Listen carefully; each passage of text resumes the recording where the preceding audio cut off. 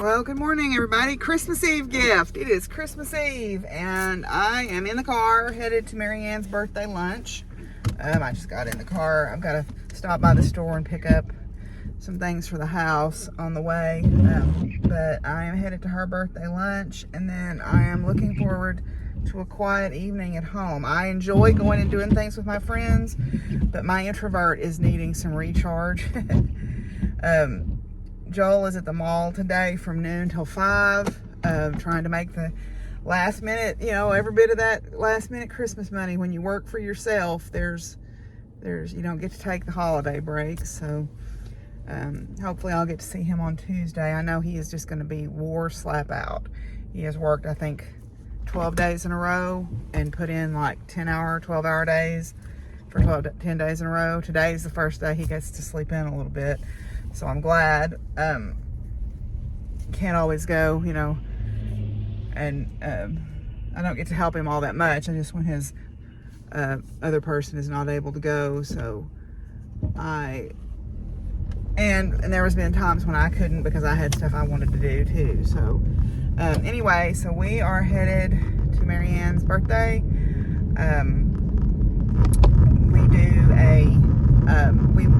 We decided in the interest of economy to start drawing names a couple of years ago. And so what we do is I try to get them to do it as soon as they can, but they like to wait until October. And they don't understand, for people who make stuff, that's a pretty narrow window. But we exchange names and buy a gift, and we have a limit, on how much to spend, just because what was happening is people were spending so much money on gifts for everybody, and as the family got bigger from marriages and people people having kids and stuff, it got to be a little overwhelming.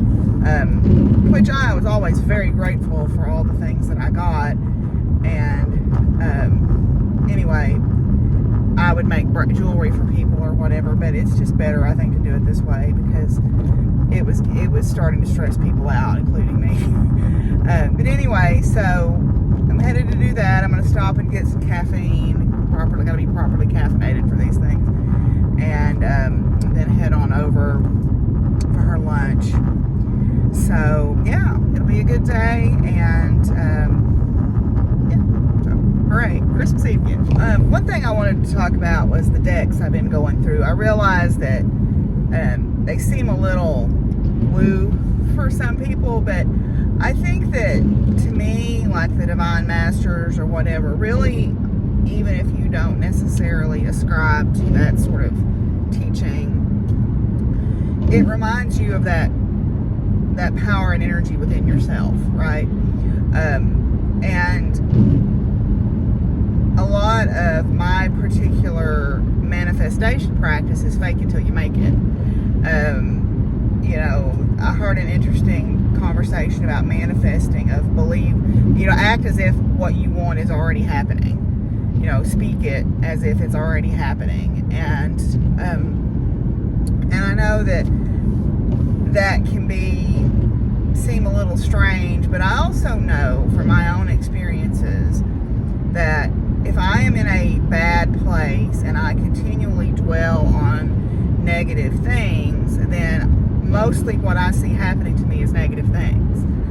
Am I drawing them to me? I don't know. Am I paying more attention to them? I don't know.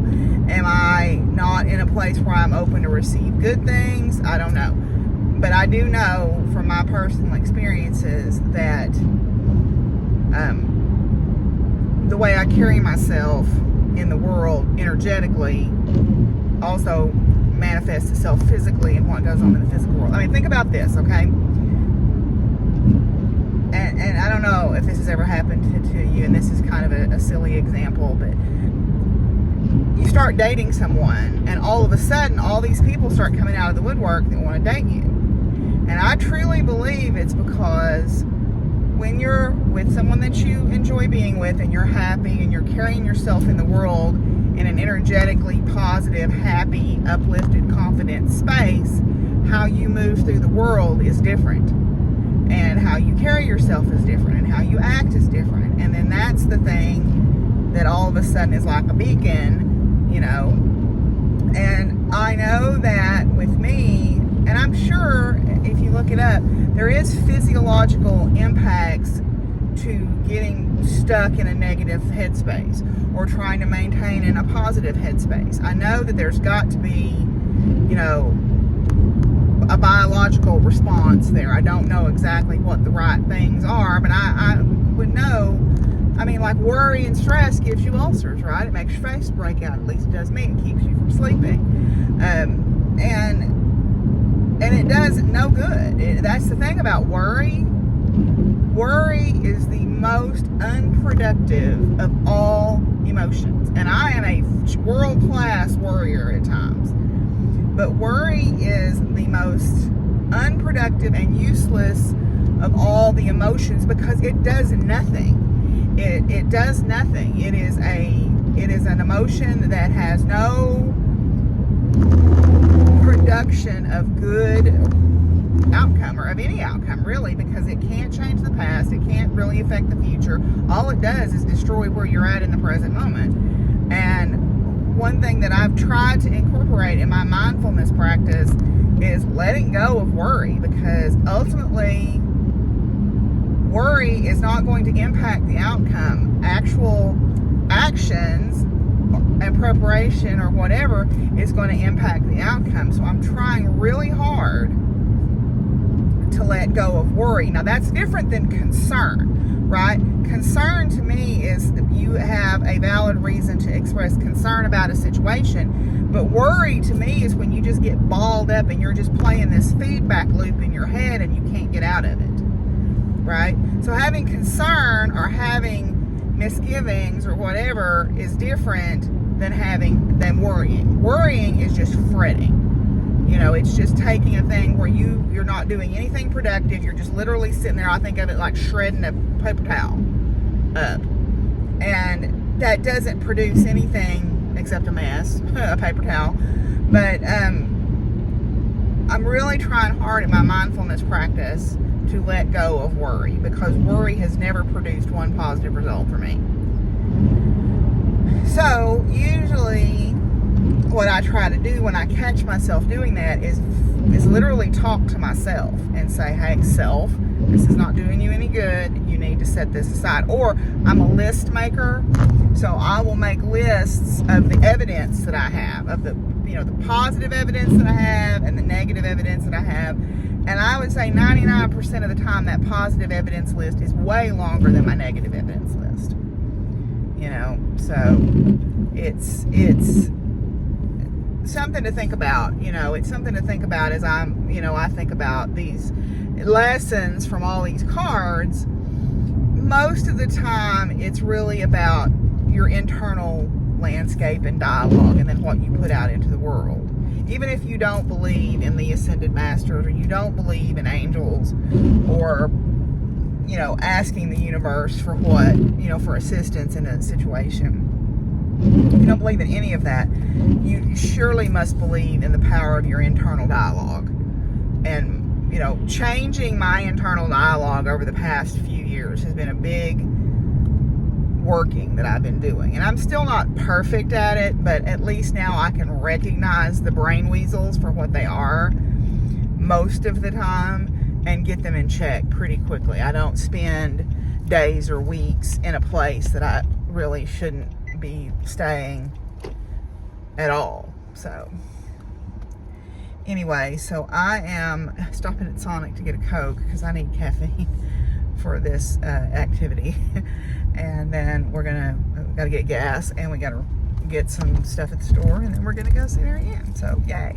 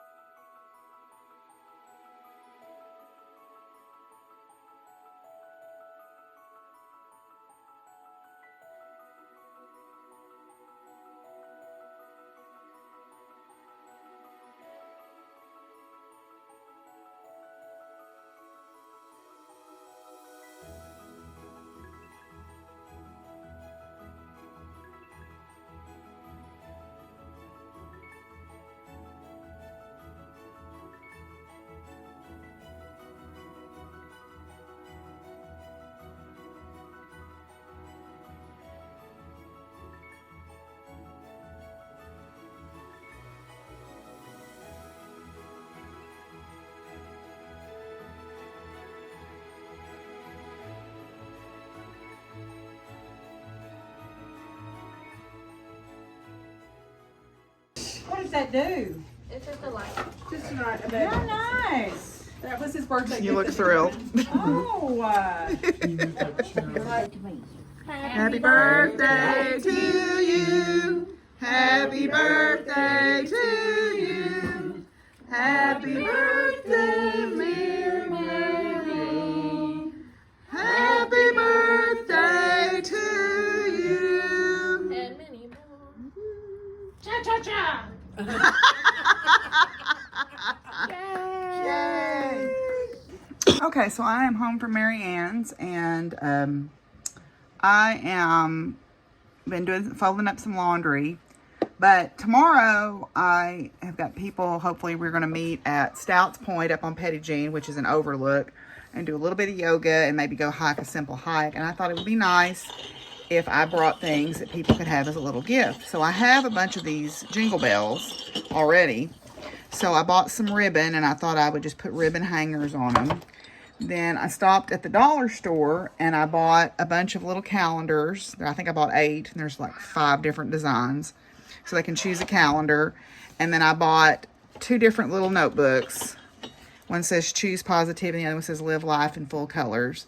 So I thought I would let people choose a notebook too. So I just thought it'd be something nice to let people have a little something to take away with them if they come out tomorrow. So my mom would have done something like that. And then because I love to nurture my inner 6-year-old, I found a Triceratops. Anyway, I also got, I don't think she watches this, even though she's been on it. My friend Ruby has a peace tree, and I found this peace sign ornament, so I got that for her. And then when I do decorate again, I have a farm tree, so I got this Christmas tree farm ornament. And I have a woodland creatures tree, so I bought a couple of ornaments that are of deer. So I'll decorate again someday. Maybe this next year. I keep saying that, but maybe this next year I'll do it. Anyway, so I'm going to fix up these little ornaments here and then get back to folding my laundry, I guess. And I fed horses. It's raining outside, so I fed horses and fed Penny and did a little bit of housework and brought in my little groceries. And so I'm going to fix up these little ornaments for people to take away tomorrow.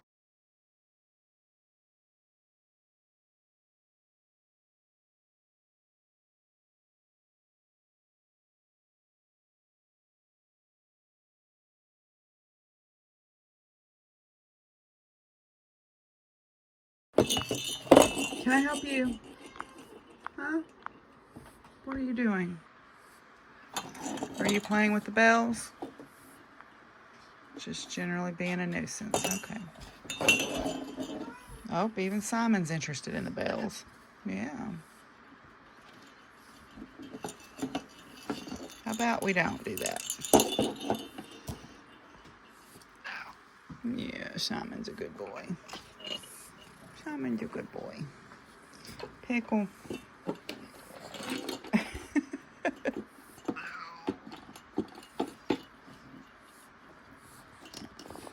Hey, no, let's not do that. Are you trying to get in there and get the clapper out of the bell?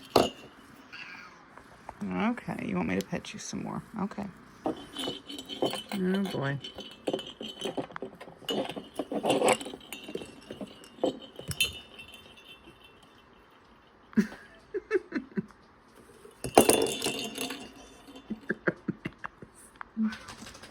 So I know it's kind of a tradition among the fiber community to do a Christmas Eve cast on or a Christmas Eve start.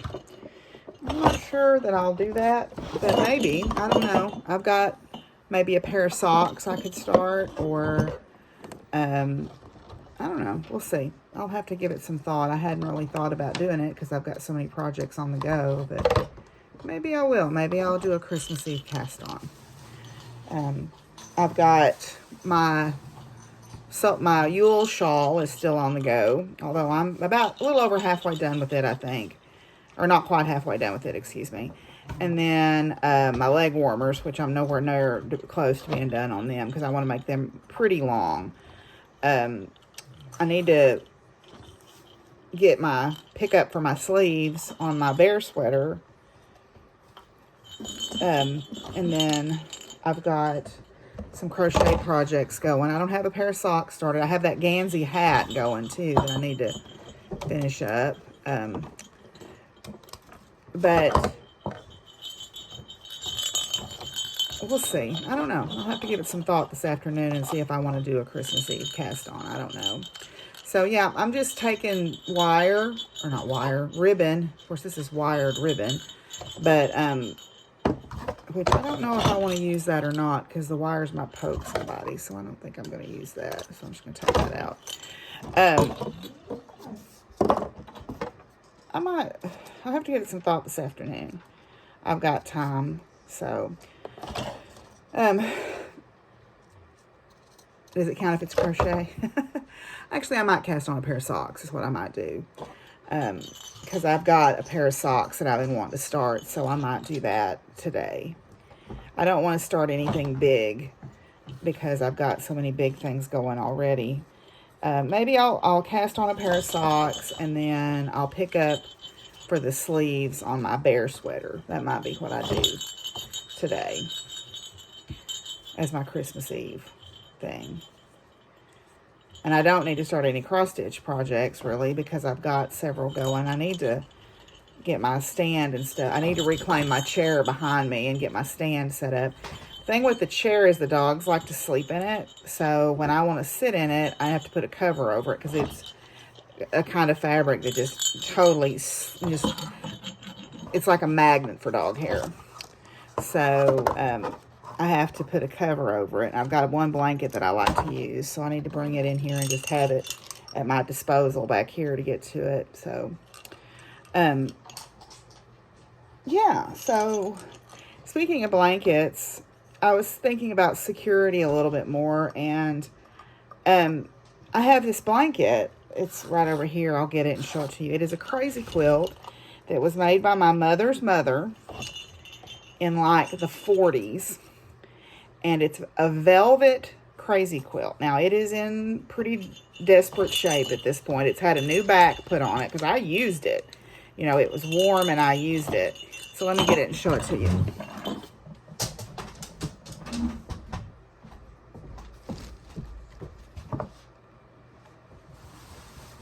I keep it in this rocking chair over here. So it's in pretty sad shape these days because it's getting old, but it is a velvet crazy quilt that my mother's mother made. It's a little musty from being in here too, so I need to open it up and let it air out a little bit. But it's hand stitched, so it's got, I think this was called feather stitch. Can you see it there? I think that was called feather stitch all over it. And there's some corduroy pieces and there's some velvet pieces, and some of the pieces the velvet has wore off on. But we put a new backing on it when I was in college. You can see where it's coming apart here. It has been, we put this backing on it, I think, when I was in college, yeah. And it has been drugged pillar to post. I mean, it's too fragile to use on the bed anymore. And it's got some places in it. The problem is the fabrics are so old, they just shred now like this. So I've kind of sort of been thinking about how can I give this thing a second life. And one of the things that I have seen done with crazy quilts is making stockings out of them, like Christmas stockings, or making like toys or whatever. So I've got to give it some thought about what I want to do to it, but it is one of my favorite memories of my childhood is being cuddled up underneath this big velvet quilt. My wife, she chose to use velvet, but who cares? It feels wonderful. And when we put this backing on it, made it super warm and heavy. So this is one of my favorite memories of childhood is this quilt. So, yeah. So I thought I would share that with y'all. But anyway, so it sits. I've got an old rocking chair that was my mother's. I think it was my mother's. That sits in here in the den. And it's lives in that. Speaking of quilts, I don't know if I've ever shown you guys this. Let me show you this quilt. His Pickle has his close up. So this is a quilt that I made. This is a double pinwheel quilt that I made. This is one of the first quilting classes I ever took at the quilt shop in Norman when I lived there. And so, yeah, I made this quilt. And then I had the ladies of the Economy Home Extension, Homemakers Extension Homemakers Club hand quilted for me back a long time ago. So yeah, this is a class that and I mean, it's not perfect. You can see lots of mistakes in it, but for a first try, I'm pretty happy with it. So this was the first quilt I ever made. So hangs here in the den on the wall. So let's catch up my brayer calendar here, shall we? Let me get this up here where it's getting long. It's usually by the... Okay, let's catch up my calendar here. Oh, if Pickle doesn't knock my phone off. Pickle, come on. All right, so got my calendar here. So, ooh, there's a lovely green. I think that's one that's a raring unicorn. And then let's see what number 15 is here. I haven't opened it in several days. So, ooh, what's this? Ooh. Pickle. Oh, it's a grooming set. It's a brush and a comb. Pickle. It's a brush and a comb and a curry comb. Okay, let's see what we got here. Oh, there's a lovely purple unicorn. Okay. And then 17. Oh, what's this? Oh, it's a tack trunk, it looks like. Hello, you gotta pull my glasses off? Yeah, it's a tack trunk to put your brushes in your curry comb in, I guess, so you don't lose them. Just kidding. All right. Oh, here's a lovely pink. Ooh, and that one's a glittery one. Pink glittery unicorn. Isn't that pretty? And, oh, a little pond for them to drink from. And then, oh, here's a lovely yellow unicorn. That is a Arabian mold, although its leg looks like it's gotten a little squint here, so I might need to fix its back leg a little bit. Okay, and then, ooh, a green glittery unicorn. So far we got 5 unicorns. That's great. And then, oh, gotta have some prizes. We got a trophy and some ribbons. And then 23. Oh, is another lovely purple unicorn. Okay, purple. That one looks like it's one of the ones that props back on its tail and kind of looks like it's doing a pivot turn. So it sits like that. So it looks like it's doing a rollback almost. And then last but not least, number 24 is this beautiful turquoise raring glitter unicorn. So got 1, 2, 3, 4, 5, 6, 7 unicorns in here, plus the ones we already had. So yay, that was fun. Oh, I don't know what I'm going to do with them, but they're fun just to play with and have, I guess, and look at. So I'll put those all back up so they don't get lost, because someone might get curious about them and decide to take off with them. So anyway, all right, I will check back in with you guys. I got my little, I'll show you all my jingle bells here. I got them done. All I did was just take ribbon and just tie it through the opening to make a little ornament. I thought that'd be kind of something fun if people come out tomorrow, just a little token that they can take away to remember the occasion. So it'd be kind of fun. All right, I'll check back in with y'all after a while. So I'm kind of feeling at loose ends tonight. So I decided I would catalog some more yarn. And also, I am going to do a Christmas Eve cast on. I'm going to cast on a pair of socks. Years ago, I think it was 2018 when this came out, the Knitting Expats Wanderlust Sock Club. It was from the first sock patterns I ever tried to knit. This is the last one of the 6. And so I decided I'm going to knit that out of this Knit Picks. I think Jessica gave this to me, or maybe Vanessa gave it to me. It's a colorway called Mountain Mist. And I think that's perfect for travel because Cottywomple is to travel purposefully to an unknown destination. So that sounds perfect. So I am going to cast those on, but I brought in another tote of yarn, stuff that I had either from Jessica or from Shirley, and I'm going to spend a little bit of time cataloging that tonight, I think.